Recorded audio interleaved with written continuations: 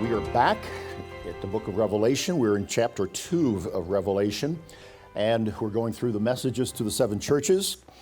We're taking some time to go through these in detail, and that'll take, I don't think, time away from the other parts of the book of Revelation, but I think it's good to get these messages down and understand them and their setting, and as I mentioned in previous class, come to an understanding that is best for us in our time, 2025. And in the future, anyone watching these, as we look back and look at the message of Revelation, particularly these seven congregational messages, what is it we need to learn today and apply to our lives? And there's a great deal for us to look at.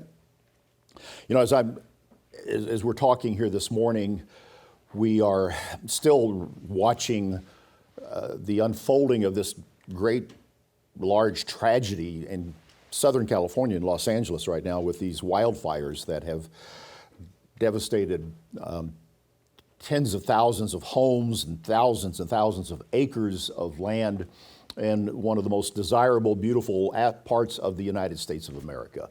And I used to live there, and of course the church operations used to be there at one time. We have roots there. Anyone who's been to Southern California knows the unique beauty of that place and why the millions of people have gone there. And to see it go up in smoke now is a true tragedy. We have members in the church there scattered throughout the various areas. Some of, at least two that I know of, have lost their homes. Literally, they've gone up.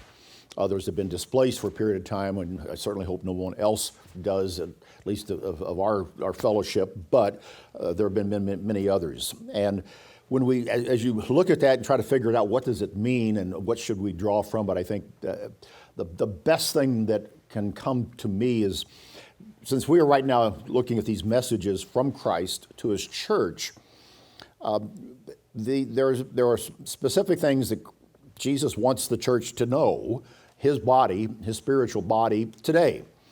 And that is that when it comes down to it, it is a very personal matter regarding our salvation and our relationship with Him.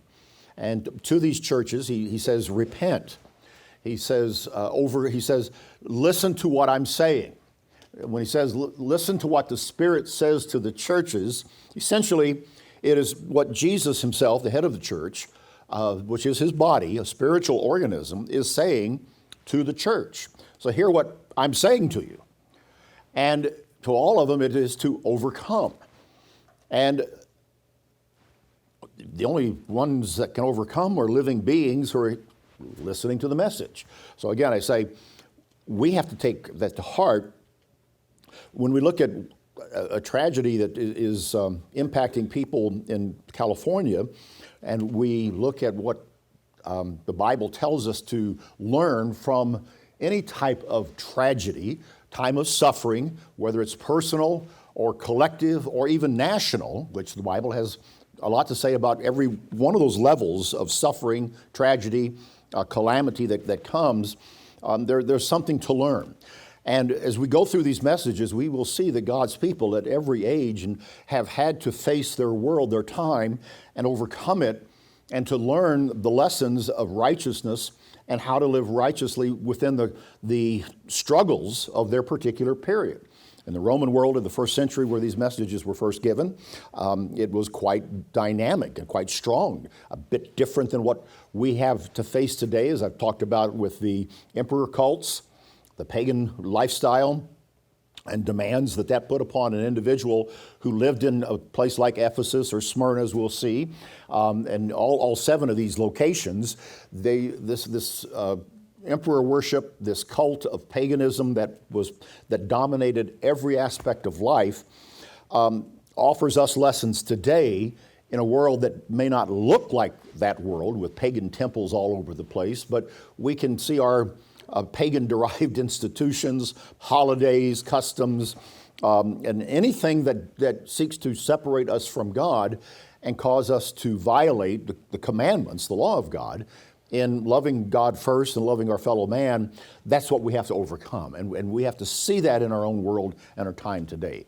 And that's where the benefit of these messages come to us. So as we look at the message, as we look at certain specific aspects of each one, let's keep that in mind and make sure that we draw it down ultimately to how then should we live today? What does that mean to me? And what do I need to draw from that? So with that in mind, let's go to chapter 2. We've covered the message to the church at Ephesus. Let's now look at the second message to the second congregation, and that is the church in a place called Smyrna. Now, Smyrna is a location in modern Turkey today. It's right over here on the coast. I've been there many times. It is the modern city of Izmir, Turkey. Izmir. It's actually a very beautiful city. It's right on the Aegean, and it's a university center today, very modern city, very pleasant place to go and to be. But Izmir today in Turkey is the site of ancient Smyrna. This picture that you have in front of you, or at least on the monitor, and those watching this later will be looking at, is a kind of a computer-generated view of what the ancient city could have looked like, taken from the hills above the city. And you see the ocean out there. It was a large city of about 200,000 people at the time of the writing of this letter. It was very, as I said, very beautiful city. It had hills around it, and it was a dynamic center again of emperor worship. As we are going to see when we go to Pergamus next, that too was a significant center. Ephesus was. A thing to understand about the first century world, this late first century period, these major cities, especially in Asia Minor, they all wanted the designation of this, to build a temple to the emperor, whether it was Augustus or Tiberius, and that was granted by the Roman Senate. And if they said to Smyrna or to Pergamus, you can build this temple in honor of the emperor, that was a very important political, spiritual, social designation granted by Rome to a place like this. And Smyrna was one of those centers. They had a temple to Augustus and other gods as well. But that was very important. That was a very important part of the civic mindset within Smyrna at that time. And so that created problems for a church member, because you had to go down and annually pay an offering, make an offering, which we could call it a tax today, to the emperor. And if you didn't do that, then you could face certain penalties. And in time, as we'll see in Pergamum, where we have an individual mentioned who actually was a martyr, that is, he was killed for his faith, you could lose your life if you didn't do it. That's how important it was. Now, there's a lot, we may not have to forfeit our life in the same way today by that, at least not now. Time may come when that would be upon the church in a way unique to our period. But in this time setting here, once a year, a citizen had to burn incense on an altar to the god Caesar and say, "Caesar is Lord." That's essentially what he had to say. And so if he didn't do it, then the possibility could be death. And so when we look at this message, keep that in the background. Let's go ahead and jump into the message here, chapter 2 and verse 8. It says, to the angel of the church in Smyrna. We mentioned that this word angelos can mean a literal divine being, or let's say a pastor or a personal human representative there. I lean toward the personal aspect of it, even though I know the role of God's angelic beings in the care to the people of God. But it said, these things says the first and the last. And keep in mind, this is Jesus saying this. These things says the first and the last, who was dead and who came to life. So he refers to his crucifixion and his resurrection. I was dead, and I came to life. So he's reminding the church, I suffered, I died, you might as well, but there is the hope and the promise of eternal life. And that is very central to the message here of not being afraid. The first and the last, I'm the living one. That's a central part of this message, that Christ died and rose.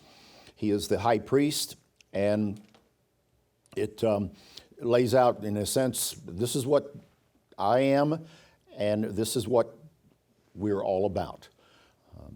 The path of a disciple is a very great adventure in life.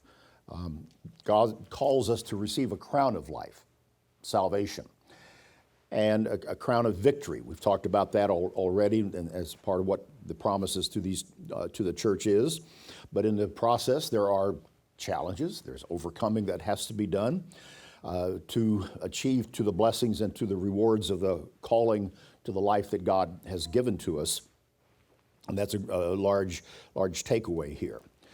In verse 9, he says, I know your works, tribulation and poverty, but you are rich. And so he says, I know your works, good works. You know, God's aware of everything that goes on in the life of his church and the members of the church.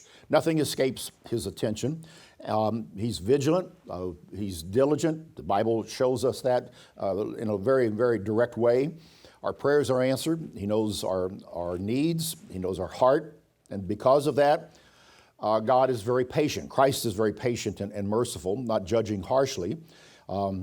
He promises us what we need. He says, I know your works, your trials, and your poverty, but you're rich. One of the things to remember is that we don't always get what we deserve in life and in our calling, but we do get what we need. And in our relationship with God, what we might deserve would be death because of sin. But God forgives us that sin because of his mercy through the sacrifice of Christ. And in that relationship with him, we get what we need. Understand that as we are in his hands. We get what we need to stay faithful, to be on the road to eternal life. We get what we need to keep our eyes on that crown of life as well. And we get mercy, grace, we get forgiveness. And sometimes we need that by the truckload. But we don't get what we deserve, but we get what we do need. And we need all of these things that I've mentioned. And for that, we have to be thankful and need to remember that. So he's saying this to this church, this congregation in Smyrna, who is, through the message, we get an understanding that they have some unique challenges. He says in verse 9, I know the blasphemy of those who say they are Jews and are not, but are a synagogue of Satan. Now, that's an interesting phrase. We'll see that again in another message. He says, the blasphemy of those who say they are Jews. So we take that literally, those that are ethnically Jewish, remember the church in the first century starts in and among the Jews, or Judaism. And as we are studying in the book of Acts, we see how that builds and develops. We see the problems that they had, the persecution from the Sanhedrin, the leaders in Jerusalem initially, John and Peter being brought before the magistrates, the Jewish magistrates there, being beaten on one occasion, imprisoned. We'll see that with Paul as well, from the Jews. That continued. There was an animosity even as church members came out of synagogues, Jewish places of worship, came into the church. We have to realize that didn't just completely separate them from the synagogue. It's not like today. My mother left the Methodist church years and years ago to come to God's church. She stopped keeping Sunday, moved to Sabbath. She didn't go back to the Methodist church. What you have to realize is in the first century, this wall of separation wasn't quite like what we might imagine it today. If you had been a part of a synagogue and you started listening to what, let's say, Paul was teaching, and you came into the church, meeting with him in a separate location, you might still go back to the synagogue. I mean, we will see in Acts where Paul actually goes back into the temple and does a sacrifice later in his life. He didn't just completely remove himself from the temple, even though he came into the church, as we say, and had that road to Damascus experience. That wall of separation initially wasn't that well defined. Paul could go into a synagogue and preach the gospel of Jesus Christ, and after a few weeks, get kicked out. But a member might go back occasionally. They had a good potluck. Or, there was family still there. These things happen. It's a small town. And that did go on for a period of time. And they were keeping the Sabbath. It's not like they were going to church on Sunday. You just have to understand that this is part of the mixture of this first century. But now we're at about 95 AD. We're many years into, several decades after the death of Christ. And Jesus says, the blasphemy of those who say they are Jews and are not, but are a synagogue of Satan. Now, that's a Jewish terminology. That's pretty strong language. This is Christ, who was a Jew, saying it, so we can't and should not say that, this is anti-Semitic language. That's not. Christ is just saying exactly what is. And we always need to be careful that we don't adopt an anti-Semitic view today as we look at Judaism or Jews. We understand their role within the plan of God. We also understand the church and our calling, which is different. But he says they are of a synagogue of Satan. They were Jews, but are not. What is taking place here, and this is what is being said, at this point in time, there's a separation occurring between the Jewish community and the Church of God. Scholars call this the parting of the ways. I have a whole book written about this. The parting of the ways. The parting between Judaism in this late first century context and those of the Church of God. In other words, they were not meeting together, and there was beginning to be a wall built up there. And we know that Jews began to betray Christians, and Christians began to take a bit more hard line toward the Jews. A lot of reasons for that. The fire at Rome back in the 50s during the time of the Emperor Nero had a part to play in that. Christians were killed at that time. Nero blamed the Christians. Well, 30, 40 years later now, at this time, some of the Christians are blaming the Jews because at the time of Nero, the Jews kind of slipped out from any suspicion, while church members suffered. Now another generation of church members say, hey, wait a minute, we died for that. You guys got away with it, or whatever. And so this also was part of what was creating some animosity. There's a lot of other factors there too. And so Christ is saying, making a statement here in regard to what is taking place. So there's a story we'll get to that takes place in the middle of the 2nd century AD with a man named Polycarp that we'll come to here to add another dimension to this. Let's go on to verse 10. Christ says, do not fear any of those things which you are about to suffer. So he's saying you're about to suffer. There's going to come some intensity of persecution. And indeed, that did happen. And I'll talk about that. He said, indeed, the devil is about to throw some of you into prison, that you may be tested. And you will have tribulation 10 days. Be faithful until death, and I will give you the crown of life. And so he's saying here to the church that you're about to suffer. Satan is going to throw some of you into prison, and you will be tested and have a period of tribulation for 10 days. What does this 10 days mean? What is it referring to? Been a lot of ideas about this. There's one idea that for those that look a bit further beyond the time of the first century, Christians as a whole went through a very intense period of persecution in a roughly a 10-year period between 303 AD and 313 AD, and that's 10 years. But this jumps forward a couple of hundred years, all right? A little more than 200 years, and this is during the time of the Emperor Diocletian. You might want to remember that name, Diocletian. This is different from Domitian, who is the emperor at the time of the writing of Revelation. A later emperor named Diocletian, in a kind of a last gasp effort by Rome to squash Christianity, he instituted a very severe persecution for about a 10-year period from 303 to 313.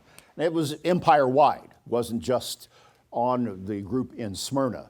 It's well documented from history. It's quite interesting. I was reading about it the other day. And what happens is when he dies, 313 beyond, the next emperor is the great Constantine. And Constantine is a Christian emperor. And that's when leads to the Council of Nicaea, 325 AD, and that important event and date, which we are actually, this year, 2025, is the 1700th anniversary of the Council of Nicaea. You might want to, hoist a flag. No, don't hoist a flag on that one. That's not worth doing it. Council of Nicaea was not good to us, but 1,700 years ago, actually, the tour group I work with on my tours, they are putting on a symposium in Turkey to commemorate the Nicene Council of 325 AD. And I'm going to write an article about that for the Beyond Today magazine. But anyway, that's what happens afterwards. So that's one possibility, at least, to look at. Another possibility is that it's an intense time of persecution that came on the church at this time of the writing. That's another possibility as well. If you look for there's another 10-day period in the Bible, and I think it goes back to Daniel 1. Somebody correct me if I'm wrong on there in terms of their fasting and their period of time there. But it's a vague reference, and depending on a point of view, what we might say about that. But I think take a step back from it, look at it today, and there can be bursts and spurts of persecution that occur upon God's people at any point in time. And the ultimate injunction or command is be faithful until death.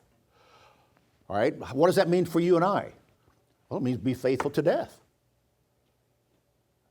I hope those of you that have been baptized, those of you that will eventually be baptized, that you will have read the scripture from Luke about counting the cost to finish. Because, at your young age, and I was your age when I got baptized, I said I wanted to live this way of life for the rest of my life. But when I was, at age, 19 or 20 when I got baptized, I didn't know how long I was going to live. Well, I'm a few years down the road now. I'm still faithful. Been through a lot. As we say, a lot of water's gone under the bridge. None of us know when we make that initial commitment to God how long we're going to have to live up to our commitment to be faithful until death. Well, I've lived a long life. I pray that all of you will live a long life as well. But if you're going to be faithful, we commit to an entire life of that, regardless of how long it is, or regardless of what happens. Things can happen in your life, a life that you didn't plan on. Sickness. A child with a problem. First child is born. It's a problem. What do you do? How do you deal with that? Death of a child, death of a friend, death of a parent, death of prematurely. I've been a pastor for a long period of time. I've worked with a lot of people. I've seen some people die after long lives. I've seen some people die at a very young age. I've seen some never even get their start.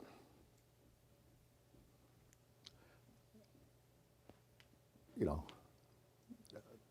we'll go there on that one. Would you use your imagination? I've seen some who didn't even get their start and buried those infants.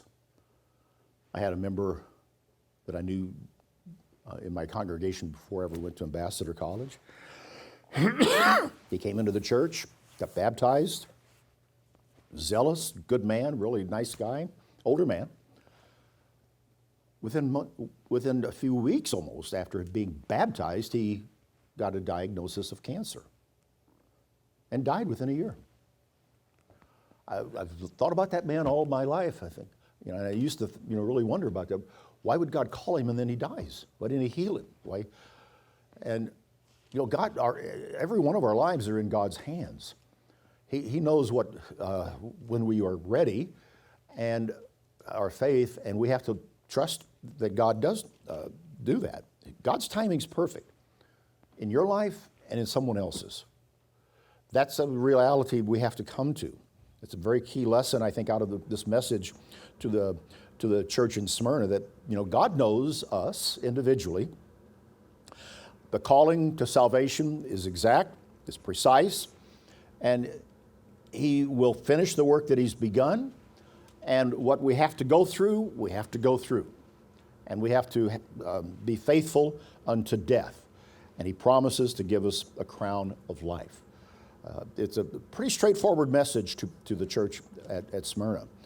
And of course, it then ends with a common theme. He who has an ear, let him hear what the Spirit says to the churches. He who overcomes shall not be hurt by the second death. Now, in Revelation 20, we will have a study of that. I think we've already done that with the doctrine on the resurrections. But the Bible, Revelation, talks about a second death, of those incorrigibly wicked who rise and experience the lake of fire, the final judgment. And that's not where you want to be. We want to listen so that we overcome and are not hurt by the reality of that second death. And so that's the important thing. So that's going to double back when we get to Revelation 20 and see that there. I want to reference an actual historical matter. A few years after Christ gives this message to John on Patmos, and it's a historical account set in Smyrna. And we know from history, and it's an inspiring story of a man named Polycarp, who died for his faith. So we fast forward to about 156, a little more than 50 years, maybe 60 years from the time of the writing of Revelation. A different Roman emperor, Antoninus Pius, is there. There's still persecution, but the church is going and growing along. And in the city of Smyrna, we have a minister by the name of Polycarp. All right, so the spelling is up there on the screen. Polycarp, and there's actually another, he has a disciple. Polycarp, by the writings we have, was a disciple of the Apostle John. Okay? He was around John in the late first century as a young man. And that's the traditional stories, and no reason to deny that. So he was Polycarp's a disciple of John. Now, we look at him, and again, you can look him up on the internet. There's a lot written about him. And, in terms of our view, we would look at him as a minister of the true church of God. I would be very comfortable sitting in a congregation with Polycarp as my pastor. All right? He kept the Sabbath. He kept the holy days. The story that revolves around him is, and this is the larger story that's developing within the church. In 150s AD, the church at Rome has already left the Sabbath, and they are now beginning to keep Easter. That's the church way over here in Rome. But these churches back here in Asia Minor are still keeping the holy days and the Sabbath, and a teaching that we are quite well aware of. I'm going to go ahead and put this up here. One more. Okay. So, Asia Minor, these churches, they're holding to the faith. Over in Rome, they've abandoned the Sabbath, and now they're bringing in Easter. Polycarp's over here, and he's kind of the leading pastor of these churches in Asia Minor. Polycarp goes to Rome at this period of time, and he discusses the issue with the Bishop of Rome, who is a man named Victor. They agree to disagree. Victor wants to take the church to Easter and shed all these Jewish ideas. That's a common theme of church history at this time. And frankly, it is a theme that came up in the mid-1990s with the great apostasy of the Worldwide Church of God, as they too wanted to shed Jewishness, Jewish ideas, i.e. the Sabbath and the holy days, anything Old Testament, which led to the beginning of the United Church of God. So the arguments against, well, we're not Jews, we don't want to be looking like Jews, is a very, very old argument. We've lived through it, I did, and this is what's going on now with the middle of the 2nd century with this man named Polycarp. Polycarp, they agree to disagree. So Polycarp comes back. I'm sure he's got a kind of a sad message to give to his church. But his churches are holding on. Now, there's this time of persecution from the civil government. And Polycarp runs into an arrest. A mob in Smyrna gets started. They want to arrest these Christians. Polycarp's their leader. The story's quite dramatic. They hound him. He leaves town. They find him, hidden somewhere out in the country, in another house. They bring him back into the city, and Polycarp is brought before the Roman consul. And he's brought into a very large stadium. And there are thousands of Smyrnians there that day. The whole city's in an uproar, wanting blood of these Christians because they're a pestilence upon the city, source of all problems. Get rid of them. Polycarp's their leader. He's brought into a stadium setting. And they're starting to excavate even in Smyrna today where that stadium was. It's very interesting. I may see a little bit more of it on this particular trip. But he's brought before a Roman consul. Basically, the Roman consul says, look, deny your faith, curse Christ. And Polycarp says, how can I do that? I have served him for more than 50, 60 years. He has never denied me. He has never done me wrong. How can I deny the one who has saved me? And they kill him. Now, the story is that they try to burn him, and the fire doesn't come up, and they run a sword through him, but he does die. Sometimes the stories of a martyrdom get a little bit fantastic, but the ultimate matter is he does die. And it's a well-known story. This particular controversy is called the Quartodeciman controversy within church history. Quartodeciman. I will probably not be teaching the holy days to you when I usually go through that, but Quartodeciman is a Latin term, and it's a controversy over the 14th day Passover. Because Polycarp was holding to the 14th day, and the Church of Rome and others were wanting to ditch it and go to Easter.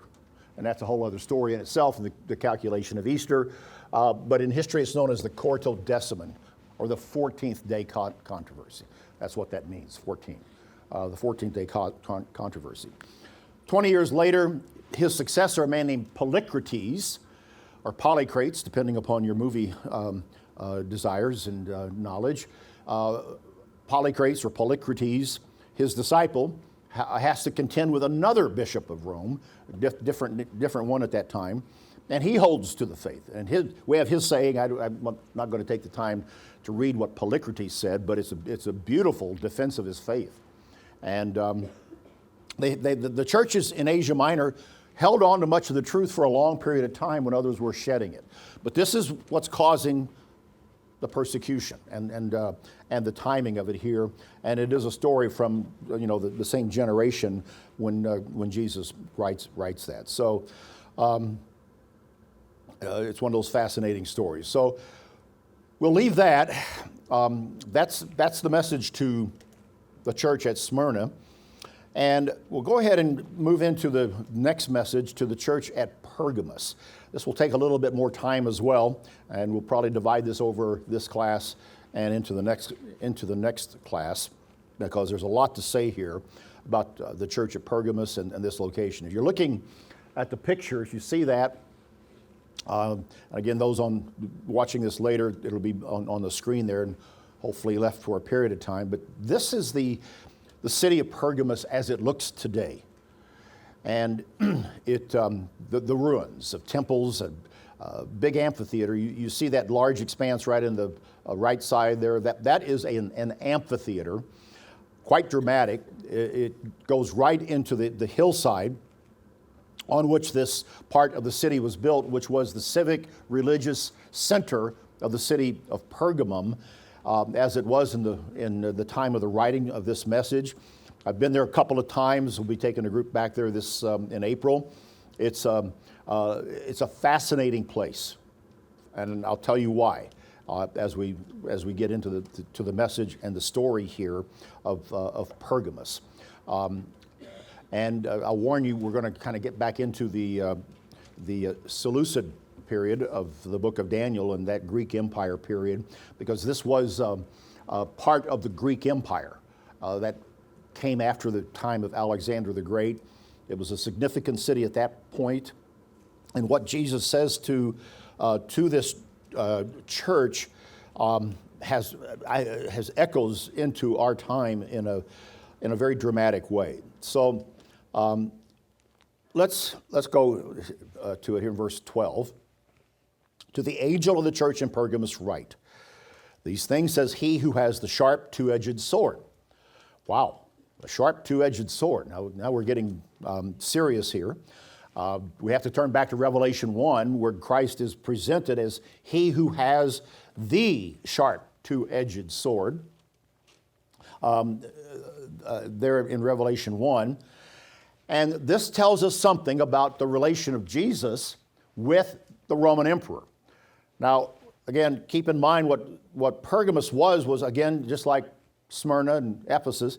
It too had a temple to Augustus, the founder of the Roman Empire, and to other Roman emperors. They were littered on that hillside there. And they had one particular temple, altar, that was even more dramatic. We'll talk about that. But Christ, the sign of the Roman emperor was a sword. Now, a Roman short sword is well known from history. And when Jesus says he has a sharp two-edged sword, he's not talking about a Roman sword. He's talking about this type of sword, which is about a 2-foot handle and a 3-foot blade. Quite different. It has a curved blade to it, and it's longer than the traditional Roman sword. A traditional Roman sword that an emperor is shown with is shorter, and the infantry would have had their sword as well, and it was used to thrust as the soldiers advanced behind a shield that covered most of their body. The difference between the Roman sword and this sword that is being referred to here in the Greek word by Christ is that Christ is a bigger sword, and it was a big enough sword that when properly used with two hands could actually cut the Roman shield in two, leaving the soldier, or therefore in this case the emperor is the implication, defenseless. All right, this is a Chicago sword. Okay, this is a Chicago sword. You have to know the particular movie quote to understand that one, but you don't take a knife You don't take a knife to a gunfight in Chicago, is what Sean Connery said in the movie The Untouchables. And Christ is not taking a penknife. He's not taking any knife. He's taking a bigger sword than the emperor's sword, is what he's doing to the fight that he has with the empire. And that is the imagery that is here. And you're reading this or having it read to you in the church. Message to the church at Pergamus, wow. Christ has he's got a different sword than what the emperor is portrayed as having. All right? He goes on. Again, just like he said to the church at Smyrna, I know your works. And where you dwell, where Satan's throne is. Satan's throne, all right? So that's an important distinction right there. Let me get up here. The throne of Satan.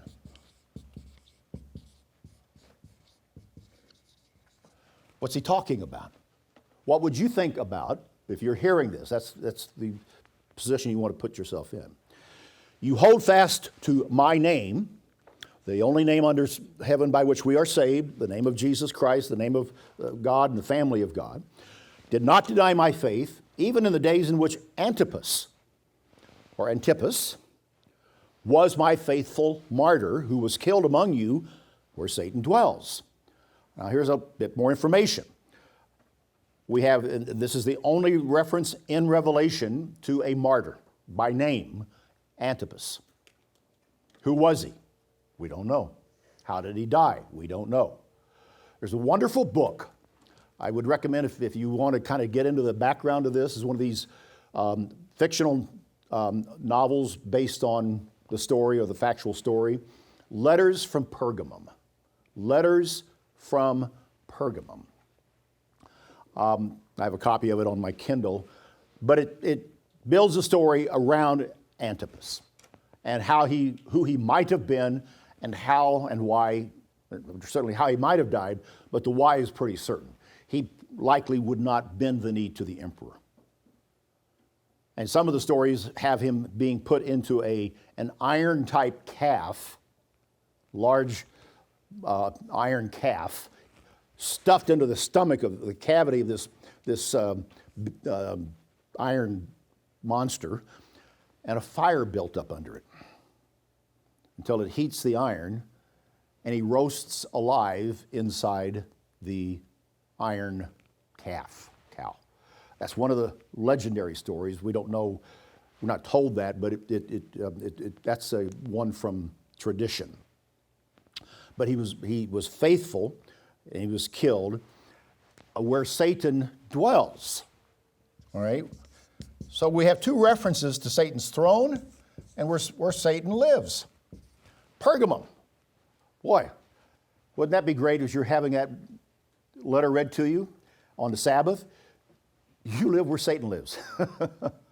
You live, Christ is saying, Satan's your neighbor. What's he saying? What would they take away from that? That's a great part of the story here. Now, again, Pergamus was, I've shown you the picture, setting on this big mountain, many temples. There was a huge library there. It rivaled the library at Alexandria that I've talked about. In Pergamus, they developed a writing material called vellum, all right, which is basically calf skin that is treated, stretched, and becomes like paper. This is different from parchment. Down in Egypt, they had developed parchment, which is reeds that grow, taken, dried, beaten together, and worked together into a sheet of paper on which you would write. What happened was, because of the rivalry in the two libraries, the one at Pergamum and the one at Alexandria, the Egyptians, they either put too high a tariff on their parchment, or they just wouldn't ship any more parchment to Pergamum, you know. And so they had to come up with something else. So in Pergamum, they got a big library too. They come up with vellum. Just a little bit of a side note to the other parts of history here. but it was a center of a powerful state. I'll tell you this, and we'll end with it because it'll help set up a little bit of what we're going to talk about. Pergamum's right here. Now, we know from our studies of Daniel that this was all part of the Greek Empire after the death of Alexander.